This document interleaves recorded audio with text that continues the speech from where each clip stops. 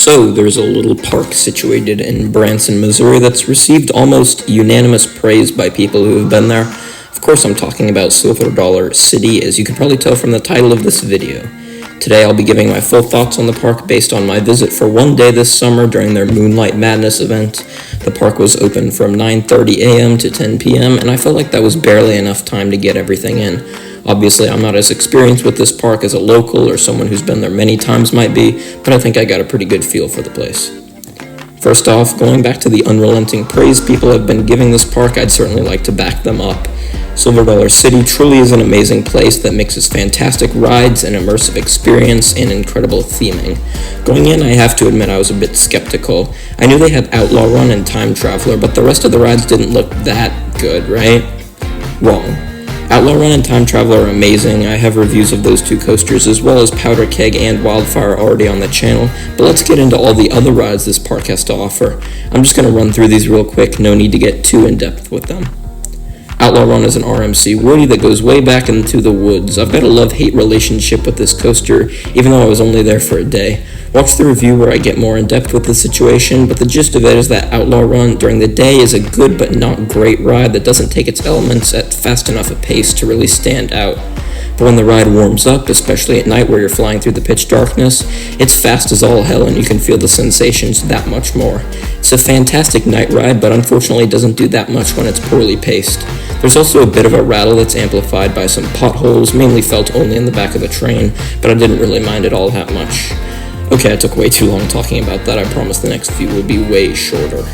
Time Traveler is a really fun Mack Extreme spinning coaster. It's unique, really wacky, and overall a super fun ride. Powder Keg is a one-of-a-kind SNS launch coaster with a really punchy launch and nice airtime, intense moments, and laterals. It's a really well-rounded ride. Wildfire is a B&M looper that's not the most intense coaster, but still packs in a fun experience with some moderately intense elements. It's also probably got one of the best locations of any ride in the world. Thunderation is an Aero mine train, but it was closed the whole day when I was there, so I wasn't able to ride it. Fire in the Hole is an old dark ride / coaster hybrid that's got some fun visuals, but the coaster sections actually hold up too. It's pretty janky though, and I lurched forward on one of the drops, causing my shin to hit a metal bar and bleed pretty badly. Grand Exposition's a normal kiddie coaster that I was barely able to fit in. Moving on to some flat rides, Silver Dollar City's got two notable ones as well as some smaller flats. The two big runs I rode were Firefall and SNS Drop Tower and Giant Barn Swing and SNS Screamin' Swing. They're both fun rides, but not anything super special. The park's also got two major water rides, Mystic River Falls and American Plunge. I'd heard Mystic River Falls had a lot of downtime, and just like Thunderation, it was closed the entire day. I was actually really looking forward to riding it, so I was a bit disappointed. It actually reopened about an hour before the park closed, but it had a long line and I was busy marathoning Outlaw Run. American Plunge is fun with a cool section and a tunnel and a nice drop. It also doesn't have any restraints. Overall, a pretty good ride. There's also a really interesting cave tour that had been recommended to me. I wasn't sure about doing it since it didn't seem all that exciting, but eventually I decided to give it a try. This is the Marvel Cave Tour. It's free and you can access it by going into the main gift shop. I had a great time during this. It's fun, informative, and really interesting. Definitely a must-do when you're at the park. Essentially what it is a guided tour all throughout the caves that Silver Dollar City was built on. It takes about an hour total, so if you're only at the park for a little bit, I'd say you could skip it, but if you find some time to do it, I definitely recommend it. It's a bit of a walk, and you're going to have to duck a bit to get through some caves, so if you're not in a physically fit condition, it might not be right for you. The cave tour really explains the history of the park, which is pretty interesting, and I'll touch on it a bit here. Basically what happened is that this cave that Silver Dollar City's built on currently had been explored for a bit before this guy named William Henry Lynch bought it and opened it to guests in 1989. Hugo Hershend and his family purchased the cave 50 years later. Their family is now the owner of this park as well as Dollywood, Wild Adventures, and Kentucky Kingdom. It grew in popularity with people from all around coming to explore the cave. Eventually, they built a funicular to pull guests from the depths of the cave to the top, as well as add some attractions on the surface to draw more people to the area. These attractions increased in number, and eventually Silver Dollar City became the park it is today. Back to the rides, I also experienced Grandfather's Mansion, which is a walk-through funhouse and really plays with your sense of direction. It's fun and only takes a few minutes to do, so I recommend it if you're in the area, even though there are so much better ones out there that I've done. There are a few other rides I know exist, but didn't get the chance to do due to time, most notably the Flooded Mine and the train that goes all around the park. They both seem like cool rides as well as some other ones, but I didn't make my way around to them, unfortunately. Now that I've gone over all the rides, let's talk a little bit about the overall experience. Silver Dollar City is located in Branson, which is a really lively town in and of itself. It's got lots of shows, attractions, and even a few mountain coasters. If you visit Silver Dollar City, I recommend taking a bit to explore the surrounding area. The park is located about 15 minutes west, closer into the mountains than the main town. Obviously, it's got a great location, very picturesque, especially when you're looking over the mountainside and see a bunch of trees. This is mostly evident by Wildfire, but you can get good views in many other parts of the park as well. Overall, Silver Dollar City is a beautiful place. Once you pull up to the park, you can choose either free parking or pay for a spot right by the entrance. The free spots are pretty far away, but there's a tram service that's efficient and gets you to the gates easily. You can also walk, but it'd be a bit of a hike. I definitely recommend the tram. When you enter the park, you'll immediately notice all of the trees and greenery. It was over 100 degrees when I went to the park, but for the most part, Silver Dollar City is in the shade. It didn't feel as hot as some other parks I've been to because of that. All of the foliage and greenery makes the park look very authentic, and it's simply stunning with all of the nature and architecture. More than any other park, Silver Dollar City really immerses you in the theming and atmosphere. I know it's a bit cheesy to say this, but I really felt like I wasn't in a theme park anymore. Take that as you will, but this park is so well done and does a damn good job at pretty much everything I can think of. However, there are a few things I think could have been done a bit better. I'll go over those now and then go on and on about how much I love this place a bit later. The main problem for me is the park layout. I've heard a lot of complaints about how confusing it is, and now I can guarantee from personal experience that you're gonna get lost a few times if it's your first time there. I took a brief look at the park map before going, but that's not really gonna help. There are arrows pointing to which way certain attractions are, but in terms for the actual signs for the rides, it's pretty confusing. A lot of the main coasters are hard to get to, and there's dead ends everywhere. There are a few ways you can find your way around, but none of them will work perfectly.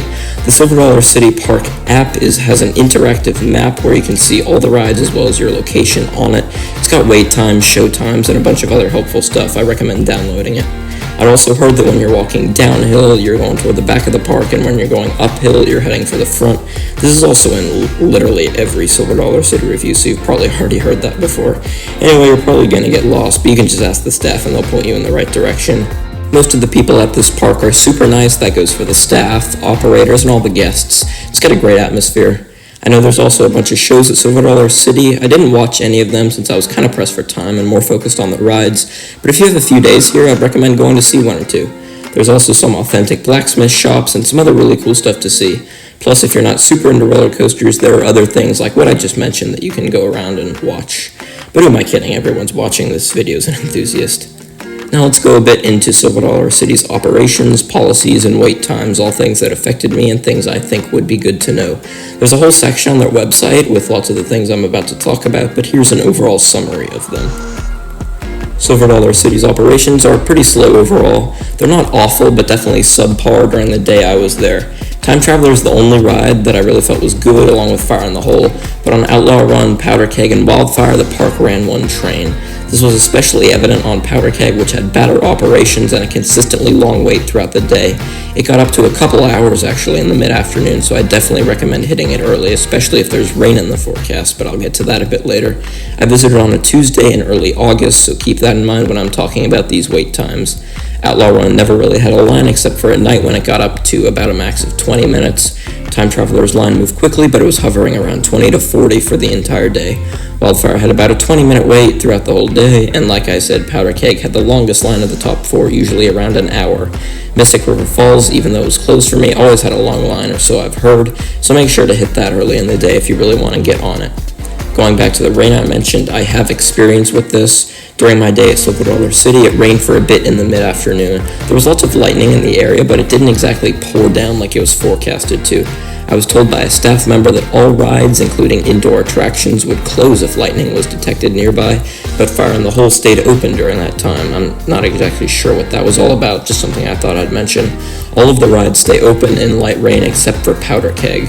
When I was in line for it, it started drizzling just a little bit and the ride closed down for about 30 minutes, even after the rain had stopped. Apparently it was because the transfer track couldn't be wet and they had to get a crew to the ride in order to dry it off. Time Traveler was also down for a few hours due to a technical problem, non-rain related. Silver Dollar City doesn't allow any items on the major rides, but there are always bins on the ride platform to store all your belongings. This doesn't slow down operations too much, and I usually find that bins are the best option for storing loose articles. That's about it for policies. Now let's go into something that Silver Dollar City does extremely well, the food. When you go to a theme park, you expect mediocre food like burgers, pizza, that sort of thing, but Silver Dollar City actually has some fantastic options. I had lunch at the Smokehouse right next to Mystic River Falls, and the food was super good. That's the thing about this park, it's all quality, there's no shortcuts, and that's something that's really apparent with the food, and something I appreciate overall. There's not many parks you can go to where a meal can make you as satisfied as the rides. That was the only meal I had while at the park, but I'm sure that all the other places offer great food as well. Of course, I also tried the legendary cinnamon bread. It's been widely accepted as some of the best theme park food in the world, and I definitely agree. It's so good, and just as much as the coasters and other attractions, a must-do, or I guess a must-eat when you come to the park. Silver Dollar City also has one cohesive theme throughout the entire park. Unlike other places I've been to with noticeably different themed areas, the one theme makes Silver Dollar City feel completely authentic. That's not to say there aren't specific areas, though. There are two parts of the park in particular that I feel are different from the others. I'm talking about Fireman's Landing and the Grand Exposition. I didn't really spend that much time in either area, but it doesn't at all maintain the original feeling of the rest of the park. Fireman's Landing is the park's children's area, but it's got that SNS drop tower called Firefall I mentioned earlier. Grand Exposition is kind of themed to what seemed like a traveling circus or fair. I wasn't a big fan of either area and much preferred the main section of the park. Overall, though, I absolutely loved Silver Dollar City. It completely deserves all of the hype and praise it gets, and it's a top-tier park. As of the time I'm recording this video, it's my favorite theme park I've ever been to, and to be honest, I'm not sure how many other parks out there could beat it. It combines theming with some of my favorite coasters, as well as just being a fun place to walk around and experience. I had an absolute blast at this park, and I highly recommend anyone watching this video to make an attempt to get out there one day. I promise it's worth it. So to sum it up, of course, I'll be giving Silver Dollar City an A+ for its grade. I love this place and really hope to make it back someday.